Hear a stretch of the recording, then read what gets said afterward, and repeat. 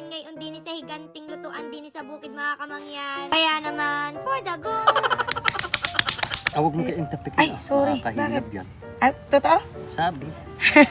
Umaga-umaga nga nyo pala diyan mga kamangyan. Ay ayan nga nyo si tatay at tingnan nyo naman yung bitbit niya. Napakalaking pampulutan. Aray. Sa tunay nga nyo pala mga kamangyan, medyo matagal-tagal na rin simula nung nakapagluto kami ng crispy pata. Kaya ka ako, parang ito na yung perfect time. Wow, perfect time. Ang laki ho talaga na rin mga kamangyan. Gawa ng areho ay 12 kilos. Pero yung isang kilo ho na rin ay 360 pesos. So talagang medyo may kamahalan na rin. Dahil nga nyo 12 kilos ay mga kamangyan, ako talagang sobrang bigat. Feeling ko mas mabigat pa to sa akin. Ala, sobrang OA mo. Kung nga nyo pala namin nalulutuin mga kamangyan, ay ayan nga nyo si Kuya Julius nyo at inahiwa-hiwa na aring nga nyo pata. Kailangan nyo talaga yun mga kamangyan para maganda yung pagkakaluto. Kumbaga hindi lamang dun sa labas, as in talaga yung pati yung loob din. Gawa na syempre yung pagluluto na agawin natin diyan ay as in talagang buong-buong pata siya, hindi man yung ahiwa-hiwain ng mga maliliit. Sabi ko nga ni ho, galing-galingan niya ng hiwa at nakabantay si paring June. Aray, tunayan mo na talagang may asawa ka na. Ala, kasi baka mamaya kapag hindi mo na perfect yung paghihiwa mo dyan, baka bawiin ako sa'yo ni tatay.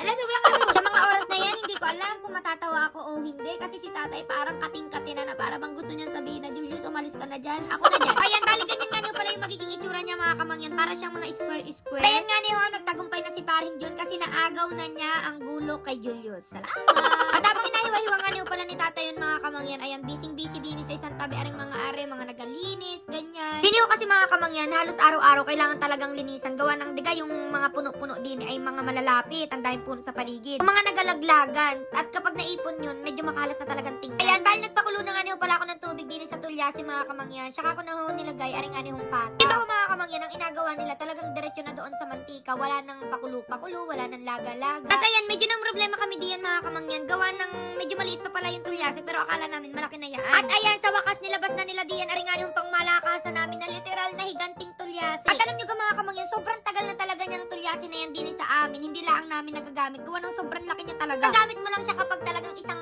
buong baboy na yung alagay mo dito. So feeling namin ito na talaga yung tamang oras para gamitin ito. Ala, sobrang arte. So ayun, buti na lang din at pwede din sa kalan kasi yun ang isa pa namin magiging problema kung saan alagay. Pero dahil nasolusyonan nila, very good kayo sa akin. Ala, so ayan, kahit 84 pieces na pata yung ilagay din kasya. Ala, sobrang dami nun. So ayan, dahil naglagay na nga pala ako din ng bawang, sibuyas, asin, paminta, star anise. So ayan, tuwan-tuwa si tatay, gawa ng mapapakinabangan daw yung tanim niya na dahon ng tanglad. So ayan, nilagay ko na din for the go. So ayan, bala, hintayin na nga nila pala namin na kumulo yun mga kamangyan. Tapos din naman sa isang tabi, ayan at nagsimula na sila na magayat-gayat diyan. Ang ating gayat girls. Wow, gayat girls. So yan o kasi yung agamitin doon sa ating sausawan. Kasi doon sa crispy pata mga kamangyan, masarap talaga doon. May sausawan. As in talagang yung overload sausawan na may mga bawang, sibuyas, kamatis, lahat-lahat na. Yung iba nagamit lang doon yung mga ketchup o kaya yung panglitsyon. Pero iba pa rin kasi talaga yung sausawan na garni talagang malasa. Tapos ayan, may mga napitas din pala sila din na talong kaya ayan at inihaw na nila diyan. And ayan, napagmalaki sa akin ni Julina yung balat niya mga kamangyan kasi sobrang ganda daw ang glass skin. Napakalman din kasi talaga niya yung mga skincare ko mga kamangyan and ang ginamit niya dyan yung Serum May 12 times ng YouGlow Base. Ay yung bagong labas nilang product mga kamangyan, serum siya and sobrang ganda ng packaging, ang ganda niya sa balat, may niacinamide dyan, ceramide. Yun yung mga kailangan mo sa balat mo nang hindi man sobrang tapang. Pagkalagay mo yan as in talagang mapapansin mo na nalambot na yung balat mo, nag-fade yung mga dark spot mo. Kumbaga ang healthy ng balat mo. Ngayon mga kamangyan, grabe nagkakaubusan yan kaya habang available pa, nako, i-go nyo na. For the go. Tapos ayan, nagbalat na rin para kami ng mangga diyan mga kamangyan. Gawa ng ang dami talagang bunga nung sa puno doon malapit sa amin. Kaya nga gawin namin din mga kamangyan, alagay namin yan doon sa talong. Gawa ng diga, yung sa insayladang talong. Ang madalas talaga nalagay lang doon mga kamatis, ganyan. Kaya sabi ko nila, masarap din daw kapag may mangga. Piling ko tuloy lahat kami din nagalihin na. Ala, hindi. So ayan, balik ko tayo din sa aming napakuluan mga kamangyan. Medyo matagal-tagal din,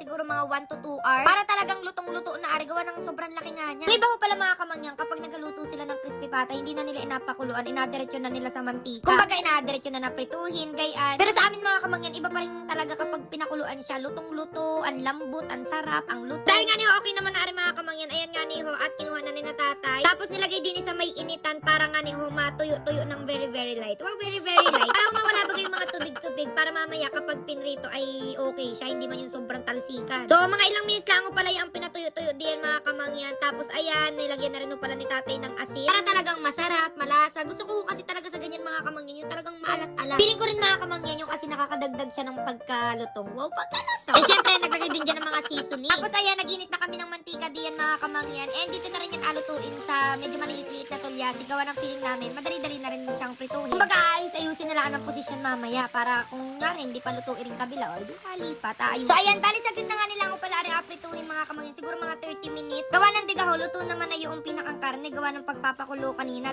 Yung agawin na lang ngayon, palutong-lutongin siya. Tapos yung, as in talagang pritong-prito na siya. Habang nahintay nga niyo pala na maprito yun mga kamangyan, ayan nga niyo ho. At pinagsama-sama ko na din yung para doon sa ensayladang talong at mangga. Sa tunay mga kamangyan, sobrang natatakam na talaga ako din. Gawa ng sobrang hilig din talaga namin sa ensayladang talong. Pagayan yung ulam, as in talaga mapaparami yung kain mo. Tapos meron pang crispy patang. Ay, talaga labang. Taubang isang kalderong kanin. For the go. And then, after nyan mga kamangyan, umupo muna ako din sa isang tabi. Nag-cellphone, nagabasa-basa ng comment. Grabe mga kamangyan, hanggang ngayon, ang dami pa rin nagtatanong about dun sa inagamit ko sa kilikili. At yun nga niyo pala yung sa kisiri. Sobrang ganda ng mga kamangyan kasi meron siyang 5% glycolic acid. Perfect yan sa may mga maitimang kilikili, may chicken skin, may amoy. And hindi lang sa kilikili, pwede yung gamitin sa siko, sa batok, sa tuhod, sa singit, lahat-lahat na. And ayun, maging consistent lang kayo sa paggamit mga kamangyan. And unti-unti makikita ninyo yung pagbabago na umi-effect na siya. And basta case rin mga kamangyan, hindi sila nagalabas ng basta-bastang product. Kaya habang may stock pa din sila niyan mga kamangyan, ako ay igaw nyo na rin. For the go. So ayun, balik na tayo din mga kamangyan. And ayan, ganyan na nga niyo pala yung itsura niya. At ngayon pala ang sobrang natatakam na kami. Gawa ng sobrang namiso talaga namin ang crispy pata. Yung luto kasi niyan mga kamangyan, para kanya rin talagang kumain ng lechon. Wow, lechon. So, ang ginawa pala nila diyan mga kamangyan, para talagang maganda yung pagkakaluto, mas malutong, nilipat nila doon sa isang tulyasi. Binuhos yung nakulo na mantika. And ayan, tingnan nyo naman yung pinakang balat, parang nagmukha na siyang chacharon. And ayun, after ilang minutes sa wakas naluto na rin mga kamangyan. At dahil nga rin okay naman na are. Bye, alam nyo na ho, kumuha na ho kayo ng bahaw diyan. At sabayin nyo na ho kami kumain din. For the go. So, ayan, grabe. Syempre nagkamay na kami diyan mga kamangyan kasi mas masarap talaga yan kapag nakakamay. And ayun, ang sarap ng lasa niya. Yung balat niya malutong, na maalat-alat, na malasa. Tapos yung pinakang laman niya, hindi siya yung as in talagang parang matabang. Malasa din siya, gawa ng pinakuluan kanina ng may mga pampalasa. And hanggang pinakaloob-looban, talagang luto. Parang feeling ko pati yung buto pwedeng kainin. Alay, hindi. So ayan, grabe, nakakamiss talaga yung garne mga kamangyan. And talagang apiliin ko talaga ang probinsya kasi ang tahimik, may sariwang hangin. Kumbaga medyo malayo-layo talaga sa ingay, lalo na kapag nandito kami sa bahay kubo. And ayan, dahil na-miss namin na parami yung kain namin diyan. And parang medyo kumakapal-kapal na yung bandang bato. Alay, hindi. So yun lang naman mga kamangyan. Mamili pa rin ako ng bibigyan ng gift. Basta i-follow nyo lang ating page at share ng video, no? Okay, hanggang dito na lang ko rin ating video at kami magkatabi pa ng para sa pampulutan mamaya. Bye-bye, love you. Okay.